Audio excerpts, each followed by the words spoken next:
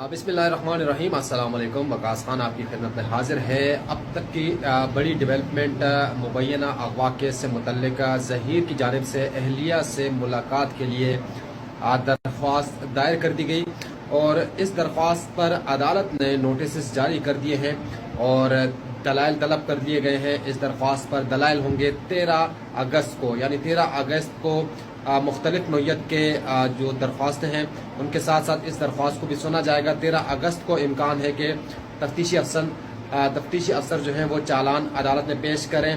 13 ही अगस्त को जो बयान से मुतल्लिक दरख्वास्त है ज़हीर की जानिब से कि उनकी अहलिया का बयान कलमबंद कराया जाए, उसकी समाअत भी होगी, उस पर भी दलाइल तलब किए जा चुके हैं।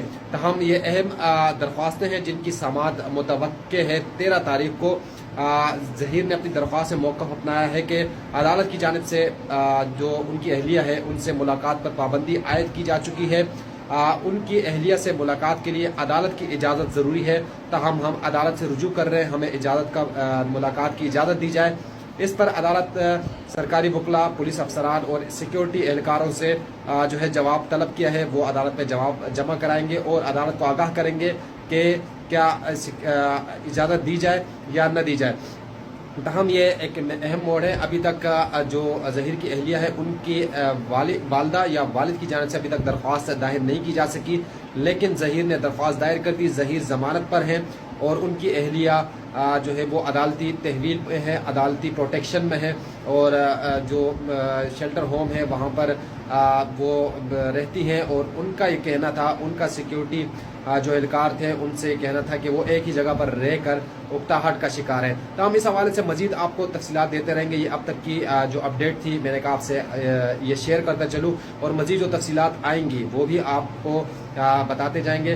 तहम चैनल सब्सक्राइब कीजिए, हमारे साथ जुड़े रहिएगा और वीडियोस लाइक कीजिए, पसंद आए तो शेयर ज़रूर कीजिएगा। वकास खान ऑफिशियल से इजाज़त चाहूँगा। अल्लाह हाफ़िज़।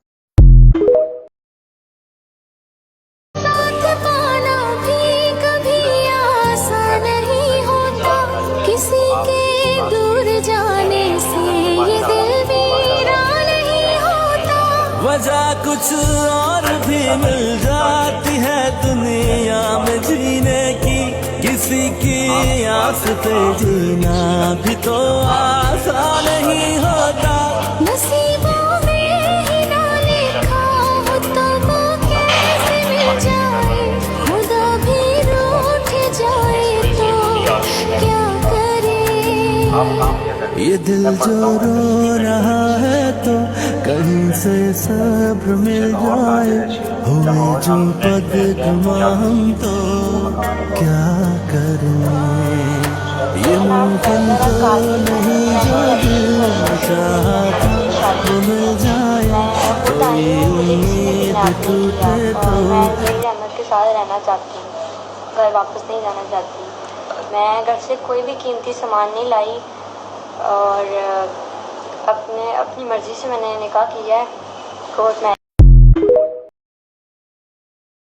जिसकी वजह से शेरवानी पसीना पसीन थी, ऊपर से नीचे तक पसीना ही पसीना और हलक के अंदर से आवाज निकलती दिखाई नहीं दे रही थी। आज जब जस्टिस आफ्ताब अहमद गौरर ने कहा कि ठीक है हम किसी खातून जज को ये कह देते हैं कि बच्ची अगर मिलना चाहती है तो अपने शौहर से मुलाकात कर ले, उसके बाद फिर जो हालत देखने की थी उन्होंने कहा कि मुझे वक्त दे दीजिए, मुझे वक्त दीजिए, मुझे कुछ जमा कराना है, रिकॉर्ड देना है, डॉक्यूमेंट्स देने हैं, और फिर भागने की कोशिश की गई। ये सब कुछ क्या है, क्या डेवलपमेंट्स हुई है, मैं आपको सारी तफसीलात बताता हूँ। बस आखिर तक इस वीडियो को देखेंगे, सब कुछ समझ में आ जाएगा कि प्लानिंग क्या थी और आज वो प्लानिंग में से हवा निकाल दी गई है ज़हीर की लीगल टीम की जानिब से, वो क्या है। मैं आपको सारी तफसीलात बता रहा हूँ, लेकिन इससे पहले मैं आपको बता रहा हूँ, पांच लोग ऐसे होते हैं जो अपने प्रोफेशनलिज्म से बददियानती करते हैं। उन्हीं में से एक ऐसा बददियानत इंसान भी है जो so called human right activist कहलाता है, लेकिन इस केस के अंदर वो इंतहाई गैर इंसानी सलूक का मर्तकिब हो रहा है। वो लोग की पर्सनल सीडीआर भी निकाल रहा है, हालांकि उसका प्रोफेशनलिज्म उसको इजाजत नहीं देता। वो लोगों की लोकेशन को भी ट्रेस करवा रहा है, वो लोगों के बारे में, नए ठिकानों के बारे में, किन से मुलाकात कौन कर रहा है, असाइनमेंट्स दे रहा है, और ये सारी चीजें रिकॉर्ड पर आ गई हैं।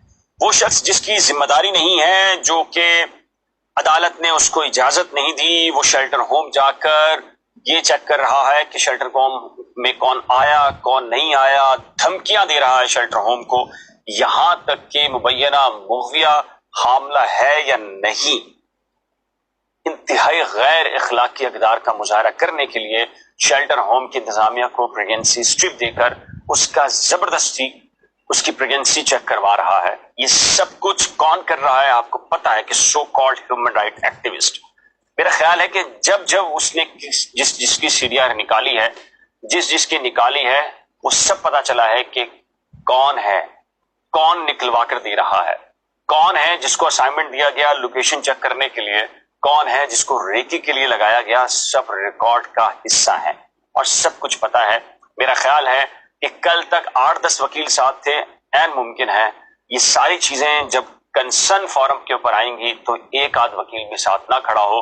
بار ایسوسیشن تو پہلے سے ہی لا تعلقی کا مظاہرہ کر چکی ہیں اور یہ کہہ چکی ہیں کہ وکالت سے تعلق نہیں ہے ہیومن رائٹ ایکٹیوسٹ بھی، بلکہ so called human right activist ہے۔ آپ بار ایسوسیشن کی پوری کریم سے پوچھیں تو ان سب کا وہ سب متفق ہیں کہ کسی بھی طور کے اوپر وکالت سے اس صاحب کا، ان شخص کا کوئی بھی کسی قسم کا کوئی تعلق نہیں ہے۔ ایک چیز میں آپ کو بتانی تھی، یہ بہت ضروری تھی